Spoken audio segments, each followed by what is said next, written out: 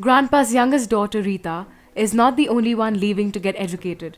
Education in India and in the villages has been a problem since before independence. Anyone with the opportunity for a better education will take it. महामिंदर Shah यहाँ का राजा था, तो उसने जनता को बस अपने जूते के नीचे रखा, जनता को ऊपर नहीं उठने दिया। तो यहाँ कुछ शिक्षा नहीं थी, कोई शिक्षा प्राप्त नहीं थी, सब अनपढ़ बुद्धू लोग थे बस। अब तो मेरी उम्र के कोई शिक्षित नहीं है, सब अनपढ़ है। बस कोई कागज आया तो अंगूठा टेक, जो लिख दिया अंगूठा टेक है। Sonam has been specifically selected for a scholarship. She is guaranteed education until high school. Her father died and she feels a responsibility towards her family to become successful. मैं पढ़ लिख कर कुछ बनना चाहती हूँ और अपनी मम्मी की सेवा करना चाहती हूँ। Village kids often only study until the 8th grade due to farming and financial constraints. Even when children, usually boys, do receive higher education in the village, the quality is not good enough. Education is still a problem and a major reason for exodus. Nagendra has recently sent his son Rohan away to Mussoorie to study. यहाँ तो तीसरी में पढ़ता था, 3 class में, वहाँ प्रथम में रखा उसे, मतलब फर्स्ट क्लास में।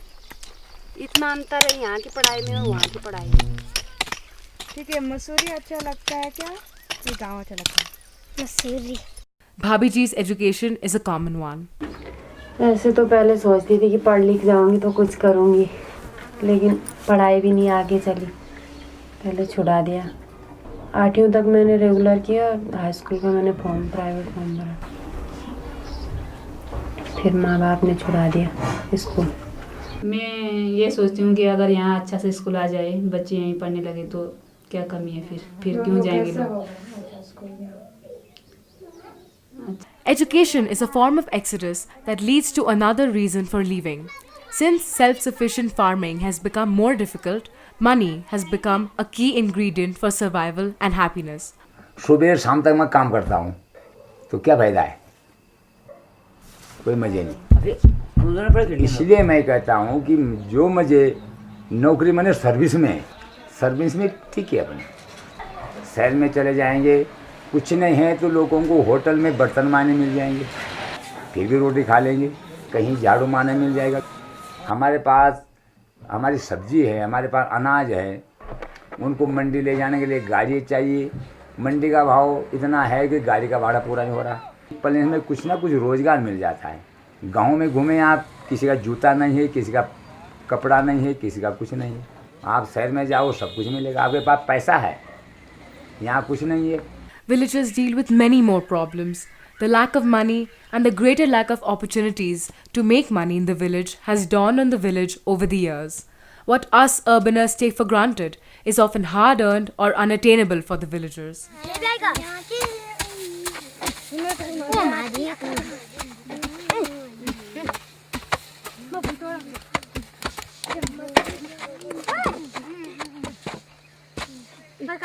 देखो जी, गांव में मुसीबतें तो बहुत हैं।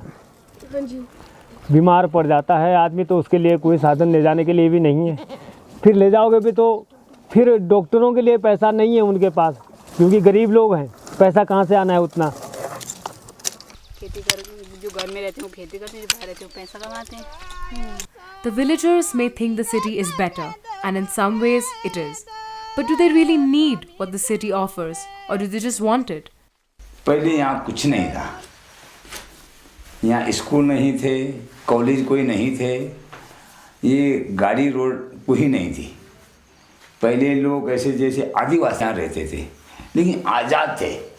कि अभी मैं सोचता हूँ आपके घर में सोफ़ा सेट लगा हो, तो मैं ये नहीं सोचता हूँ कि आपने वो सोफ़ा सेट कैसे लाए। मैं देखता हूँ सोफ़ा सेट लगाओ तो मेरे पास होना चाहिए पे जाता हूँ, लेकिन इस बात पे नहीं जाता कि वो आया कैसे। ठीक है ना, वो मेहनत से आया है या लूट करके आया, उस पर नहीं देख रहा हूँ। फिर मैं कोई सा भी रास्ता अपनाऊंगा, मैं चाहूँगा कि मेरे घर में भी सोफ़ा सेट हो। जो मैं कल्पना करता था कि भाई ये चीज़ें होगी तो मैं सुखी हो जाऊँगा, आज की स्थिति में ऐसा है कि मेरी इच्छाएं तो ऊपर बढ़ती जा रही है, सुखी हूँ नहीं। अब समझ में आता है कि वास्तविक में उस समय क्या थी चाहना, वो क्यों नहीं पूरी हुई, वहाँ दिमाग अंदर से घूमता है।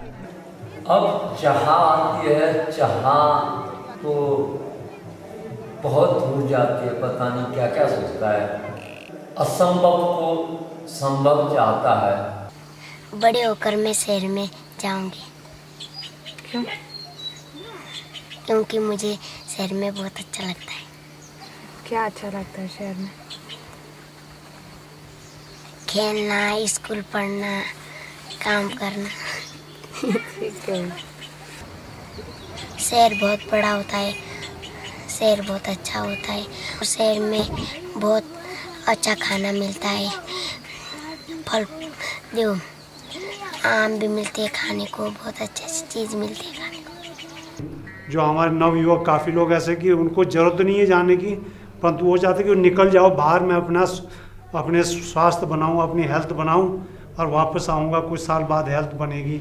However, the reality of cities may be something quite different. Though there may be more money, life in the city can be harsh in a different way. तो एक दूसरे से ऐसे लगते जैसे पहचानते नहीं होंगे। आस पड़ोस में जैसे कोई अगर कहीं मिल गया तो पूछेगा मैंने क्या कौन है, क्या है, कैसे है। अगर किसी की लड़ाई झगड़ा भी होगी तो पड़ोसी भी देखने नहीं आएगा। मतलब शहर की तो है ही ये बात, लेकिन वहाँ पे है, वहाँ भाईचारा है, अभी बचा हुआ है। कोई भी किसी के साथ थोड़ा बहुत किसी भी तरह की हो जाती तो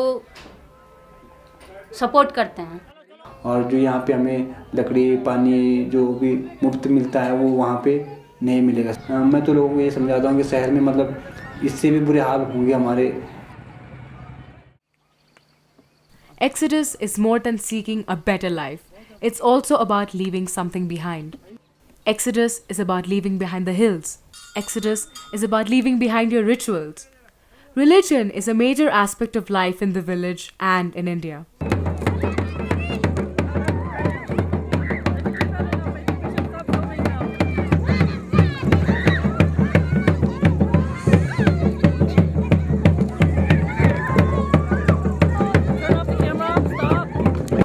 Sanjeev's grandfather is the village healer, a traditional doctor. He has handed down his knowledge to his son Pandit in order to keep the tradition alive. Ganpati सुगंधि Namo Namo गाजी को जुड़ो मादि को बतोत नारद गुणाता देवी गणत्राणी आसे गौरी बगरू सामे पतो माला सरी सरस्वती कुमार भागे कौन पाणी विश्वरूपे विदसेटी ये अवत्राव भी करो दो भी करो चार तारे ऊ चार गुण देखी बातें सूर्य ज्योति सुगंधि नमो नमो रिसो।